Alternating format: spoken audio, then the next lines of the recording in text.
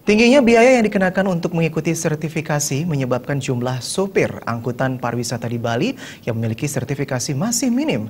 Menurut data terkini, baru 129 sopir angkutan pariwisata tersertifikasi.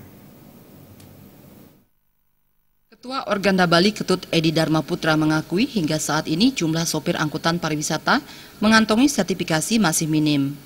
Dari puluhan ribu sopir pariwisata, baru 129 orang telah mengantongi sertifikasi kompetensi dan semuanya merupakan sopir pariwisata di Kota Denpasar.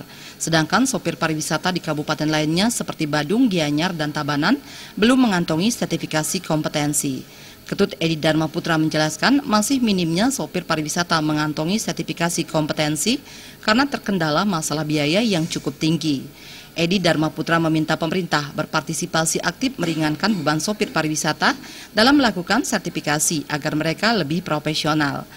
Sertifikasi kompetensi sangat penting bagi para sopir pariwisata, khususnya dalam menghadapi persaingan MEA dengan sopir pariwisata dari luar negeri. Kendalanya tentunya ini satu biaya, anggaran juga ya, itu menjadi bias agen. Kita berharap bagaimana pemerintah bisa berpartisipasi aktif dalam hal ini, bagaimana meringankan daripada beban-beban supir ini kan gitu ya. Ini kelihatannya kendalanya. Sementara itu, Biro Hukum Organda Bali Suparta Jelantik mengatakan biaya sertifikasi kompetensi berkisar 15 hingga 25 juta rupiah tergantung profesi sopir bersangkutan.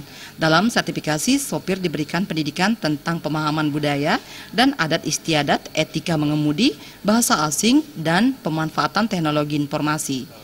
15-25 jutaan ya bisa. Ya. Tergantung daripada, ini kan sertifikasi itu dibagi-bagi kelasnya. Ya, mungkin kelas A, kelas B, kelas ini. Jadi bagi ini klasifikasi tergantung pada tingkatan profesinya.